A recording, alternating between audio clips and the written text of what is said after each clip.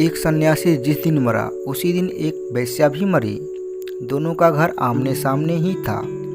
देवदूत उन्हें लेने आए तो सन्यासी को नरक की ओर ले जाने लगे और वेश्या को स्वर्ग की तरफ, जिसे देखकर सन्यासी को आश्चर्य हुआ और वे उन देवदूतों से बोले, रुको रुको, लगता है आपसे कोई भूल हो गई। यह क्या उल्टा पुल्टा हो रहा है? मुझ सन्यासी को नरक ले जा रहे हो और इस वेश्या को स्वर्ग। हो सकता है ऊपर से संदेश लेने में कोई भूल चूक हो गई हो। संसार का इतना बड़ा काम है, भूल चूक तो हो सकती है। इसीलिए तुम फिर से पता लगा कर आओ, जरूर मुझे स्वर्ग और इस वेश्या को नरक ही मिला होगा।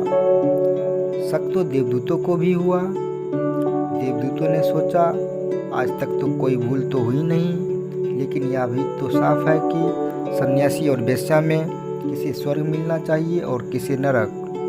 फिर भी आदेश तो यही आया है, लेकिन फिर भी सन्यासी नहीं माने। तो फिर देवदूतों को यही पता चला कि सन्यासी को नरक और वेश्या को स्वर्ग लाना है। अगर सन्यासी नहीं माने तो उसे ये मेरी बातें कह देना। जब फिर सन्यासी को देवदूत नरक ले जाने लगे तो सन्यासी नहीं माना और जिद पे अड़ गया। तो देवदूतों को कारण बताना पड़ा।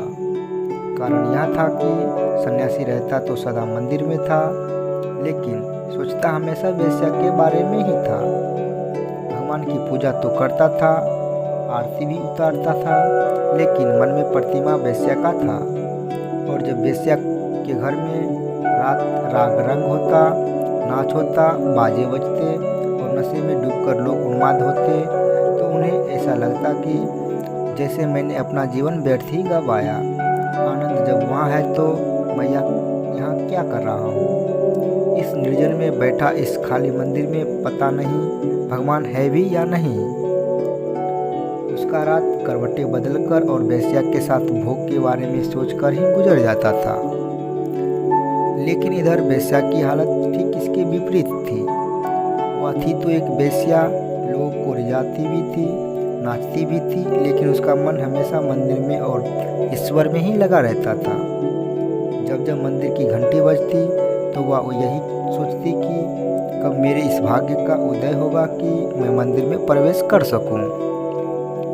वे ईश्वर से प्रार्थना करती, हे परमात्मा, भले ही मुझे अगले जन्म में पुजारन ना बनाना, मुझे तो बस उस मंदिर के बाहर का धूल बना देना, ताकि मेरा यह सौभाग्य हो सके कि मैं मंदिर में जाने वाले के भक्तों के चरणों को छूकर धन्य हो सकूं। वे सोचती, माना कि मैं एक वेश्या हूँ, लेकिन मेरा इतना तो सौभाग्य है कि मैं सुबह शाम ईश्वर का दर्शन यहाँ से कर लेती हूँ। वे इसी से हर्षित रहती थी। और जब सन्यासी पूजा करता तो वो भी ईश्वर की भक्ति पूरे मन से सुबह शाम किया करती।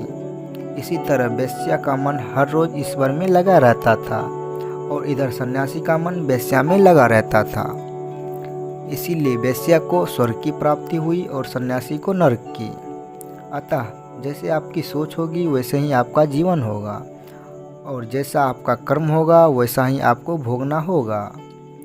असली सवाल तो ये नहीं है कि बाहर से हम क्या हैं, असली सवाल तो ये है कि हम भीतर से क्या हैं।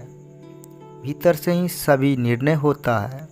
गौतम बुद्ध ने कहा है कि तुम्हारे विचार ही तुम्हारे कर्म हैं। अतः हमारे विचार बुरे हैं तो कर्म ही बुरे होने ही हैं। हमारे विचार में बड़ी शक्ति है। ये विचार ही हैं जो एक इंसान को महान और दूसरे इंसान को शैतान बना देते हैं। इसीलिए विचारों की शक्ति को समझना और इन विचारों पर ध्यान देना बेहद आवश्यक है। स्वामी विवेकानंद जी कहते हैं, हम वो हैं जो हमारी सोच ने हमें बनाया है। इसीलिए इस बात का ध्यान रखिए कि आप क्या हैं और क्या सोचते हैं। जीवन वैसा ही होता है जैसे हमारे विचार उसे बनाते हैं। ऐसा इसीलिए होता है कि क्योंकि यह विचार का दर्पण है। इस प्रकार विचार जीवन की आधारशिला है।